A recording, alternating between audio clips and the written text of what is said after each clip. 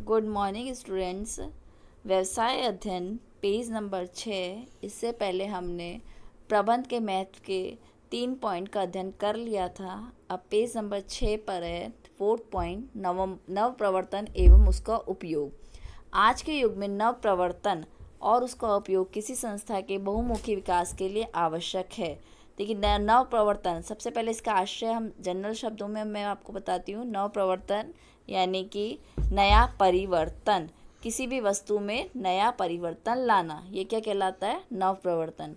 नव प्रवर्तन का आशय किसी नई वस्तु का उत्पादन, जैसे वसा आधारित धोने के साबुन के स्थान पर कृत्रिम रूप से साफ करने वाला पदार्थ, किसी वस्तु में परिवर्तन करके उसके अधिक उपयोगी बनाना, जैसे मोबाइल को छोटे कंप्यूटर में परिवर्तित करके स्मार्टफोन बनाना। जैसे आपने पहले के फ़ोन देखे हैं, टच पैड वाले फ़ोन, कीपैड वाले फ़ोन आते थे पहले, अब क्या आ रहे हैं? टच फ़ोन, स्मार्टफोन आ गए हैं। और आप जैसे एक छोटा सा एग्जांपल देखिए, कोई क्रीम ही है, क्रीम आती है आपके मार्केट में। पहले आपने फेयर एंड लवली को सिंपल वे में देखा था, लेकिन आजकल फेयर एंड लवली का एड कैसे आता है? बताइए।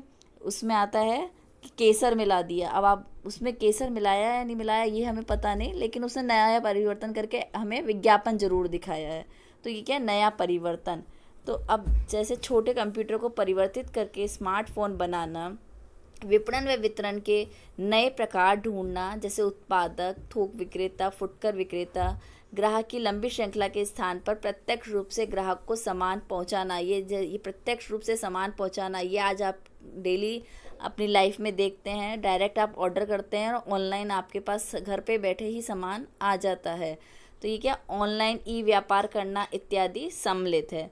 नव प्रवर्तन का उद्देश्य मुख्य रूप से ग्राहकों को अधिकतम संतुष्टि प्रदान करना। नव प्रवर्तन में प्रबंध का बहुत ही महत्व है, क्योंकि इसी के द्वारा नव प्रवर्तन को सभी क्रियाएं संपन्न होती हैं।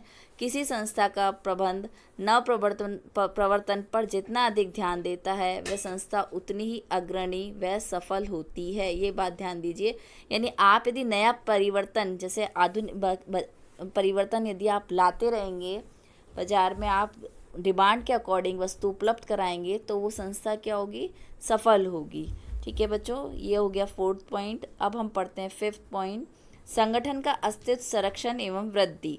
संगठन का अस्तित्व, किसी संगठन के मुख्यतः 3 उद्देश्य होते हैं: अस्तित्व संरक्षण, वृद्धि और लाभदायकता। देखिए, अस्तित्व संरक्षण का मतलब क्या होता है? उसका जो अस्तित्व है उसका जो मौजूद रहना, यानी जो ऐसे कोई कई बार आपने देखा है बहुत सी फैक्ट्रियां खुलती हैं, लेकिन कुछ समय तक खुलती हैं और उसके बाद वो बंद हो जाती हैं, यानी उनका अस्तित्व समाप्त हो जाता है। तो पहला उद्देश्य यही है कि अस्तित्व संरक्षण, यानी हमारी जो संस्था है, हमने जो व्यापार या फर्म चालू की है, उसका अस्तित्व बना रहे। फिर उसके बाद वृद्धि हो उस व्यापार में, और लाभप्रदता, और उसे हमें लाभ भी मिले। ये तीनों उद्देश्य परस्पर निर्भर हैं। जैसे वृद्धि के लिए संगठन का अस्तित्व आवश्यक है, यानी संस्था का यदि अस्तित्व होगा, संगठन का अस्तित्व होगा, तभी उसकी वृद्धि होगी। ठीक है। दीर्घकालीन अस्तित्व के लिए लाभप्रदता आवश्यक है, यानी लाभ होगा तभी आपका फर्म या संस्था दीर्घकालीन यानी लंबे समय तक रहेगी। यदि आपकी संस्था में लगातार हानि ही हो रही है, क्या आप उस व्यापार को चलाना शुरू करेंगे, प्रारंभ रखेंगे? फिर भी नहीं। लेकिन यदि लाभ है, संस्था में यदि लाभ हो रहा है, तो हम संस्था को, उस संगठन को लगातार यानी लंबे समय तक चला के रखेंगे। प्रबंध किसी संगठन के विभिन्न आवकों यानी इनपुट, जैसे कच्चा माल, ईंधन, अन्य सामग्री, विभिन्न परिवर्तित उत्पादों एवं सेवाओं में समुचित सामंजस्य स्थापित करके संगठन के अस्तित्व एवं वृद्धि को सुनिश्चित करता है। यानी यस, प्रबंध किसी भी संगठन के लिए हमें क्या क्या आवश्यक है? कच्चा माल आवश्यक है, ईंधन आवश्यक है, अन्य सामग्री जैसे मानव श्रम हो गया या अन्य तरह की आपके मशीनें वगैरह हो गई। तो ये सब क्या है? उत्पादों को एवं सेवाओं में समुचित सामंजस्य स्थापित करना, यानी इनमें सामंजस्य का अर्थ क्या है? इनमें मेल जोल स्थापित करना। तो संगठन में अस्तित्व एवं वृद्धि को सुनिश्चित करता है। इस सामंजस्य के विपरीत होने पर संगठन के क्षय प्रारंभ हो जाता है और अंततः उसका अस्तित्व ही समाप्त हो जाता है। ये देखिए, यदि सामंजस्य नहीं होगा तो क्या होगा? व्यापार में क्षय होगा, यानी नुकसान होगा और अस्तित्व ही समाप्त हो जाता है। जैसे आपने देखा है बहुत सी फैक्ट्रियों का अस्तित्व नहीं रहा, बंद हो गई हैं। तो क्या यदि सामंजस्य नहीं है, और ये सामंजस्य किसके मदद से होगा, प्रबंध की वजह से तो उसका अस्तित्व ही समाप्त हो जाता है। प्रबंध में बहुत ही उद्योग जैसे सोयाबीन, लघु स्तरीय स्टील, लघु स्तरीय सीमेंट इत्यादि में इस तरह की स्थिति आ चुकी है।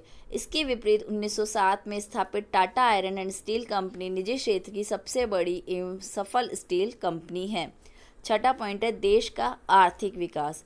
किसी देश के आर्थिक विकास में प्रबंध का प्रमुख योगदान होता है। माइकल पोर्टर के अनुसार किसी देश के किसी उद्योग में प्रतिस्पर्धी योग्यता 4 कारकों पर निर्भर करती है। पहला, संसाधनों की स्थिति, यानी क्या संसाधन है। उत्पादों एवं सेवाओं की मांग की स्थिति, यानी कि उत्पाद और सेवाओं की कितनी मांग है। संबंधित एवं सहायक उद्योगों की स्थिति तथा विभिन्न संगठनों के बीच में प्रतिस्पर्धा। प्रतिस्पर्धा पहले भी बताया था, प्रतिस्पर्धा का अर्थ होता है कंपटीशन। यदि ये सभी कारक अनुकूल हों तो देश का विकास तीव्र गति से होता है। भारत में विभिन्न संसाधनों, प्राकृतिक एवं मानवीय तथा उत्पादों एवं सेवाओं की मांग की प्रचुरता है, यानी बहुत अधिक मात्रा में उपलब्ध है, किंतु संबंधित व्यवसायक उद्योग तथा विभिन्न संगठनों में प्रतिस्पर्धा के अभाव के कारण किसी उद्योग का विकास इतना नहीं हुआ है कि वह अंतर्राष्ट्रीय स्तर पर प्रतिस्पर्धी बन सके। यद्यपि आर्थिक उदारीकरण के बाद प्रतिस्पर्धा में वृद्धि हुई है, यानी कंपटीशन में वृद्धि हुई है। आजकल हर व्यापारी का, चाहे छोटा व्यापार हो चाहे बड़ा व्यापार हो, सभी की आपस में प्रतिस्पर्धा है, किंतु इसका लाभ विदेशी कंपनियों को ही अधिक हो रहा है, क्योंकि प्रतिस्पर्धा देश के आंतरिक कारकों में न होकर बाह्य कारकों से प्रभावित हुई है। इसलिए देश के विकास के लिए प्रबंध का स्थानीय संगठनों का प्रभाव बनाना आवश्यक है। 7वां पॉइंट, विभिन्न रुचि समूह में समन्वय। किसी संगठन में विभिन्न रुचि समूह होते हैं, जैसे एक व्यावसायिक संस्था में स्वामी, कर्मचारी, ग्राहक, आपूर्तिकर्ता, वित्तीय संस्थान, निवेशक, सरकार व समाज। देखिए, एक व्यावसायिक संस्था है, उसमें कौन कौन व्यक्ति हो सकते हैं। पहले स्वामी होगा, यानी उसका मालिक। कर्मचारी और ग्राहक, कर्मचारी होंगे, ग्राहक होंगे। आपूर्तिकर्ता कौन, जो आपको सामान उपलब्ध कराएंगे। वित्तीय संस्थान, जो आपको लोन देंगे। निवेशक, जो निवेश करेंगे, यानी पैसा लगाएंगे आपकी संस्था में। सरकार और समाज। इन सभी समूहों की संगठन से अलग अलग अपेक्षाएं होती हैं। जैसे ग्राहक कम मूल्य पर अच्छे उत्पाद, जैसे आप जानते हैं ग्राहक कम मूल्य पर, यानी हम क्या करना चाहते हैं, अच्छा प्रोडक्ट खरीदना चाहते हैं लेकिन उसका मूल्य भी कम हो। कर्मचारी अधिक से अधिक वेतन एवं सुविधाएं चाहते हैं। सरकार अधिक से अधिक कर इत्यादि चाहती है। ऐसी अवस्था में प्रबंध संगठन से संबंधित समूहों की अपेक्षा में समन्वय स्थापित करता है। तो ऐसी अवस्था में क्या होता है, प्रबंध इन सब के बीच में क्या करता है, समन्वय बनाता है, यानी मेल जोल बनाता है, ताकि प्रत्येक समूह की अपेक्षाएं उसके योगदान के बराबर होता है। प्रबंध का क्या कार्य है, पहले समन्वय स्थापित करना, ताकि सभी व्यक्ति संतुष्ट हो। संतुष्ट यानी सभी कर्मचारियों को वेतन भी सही मिले, उनको सुविधाएं भी मिले, ग्राहक को कम मूल्य पर अच्छा उत्पाद भी मिले और सरकार को भी कर मिल सके। अब हम पढ़ते हैं समाज में स्थिरता। समाज में स्थिरता यानी प्रबंध सामाजिक व्यवस्था में स्थिरता लाने में महत्वपूर्ण योगदान करता है। यह स्थिरता समाज में परिवर्तन की निरंतरता के द्वारा प्राप्त होती है। जब किसी नई तकनीक का विकास होता है या किसी नए उत्पाद का आविष्कार होता है तो समाज उसे धीरे धीरे ग्रहण करता है।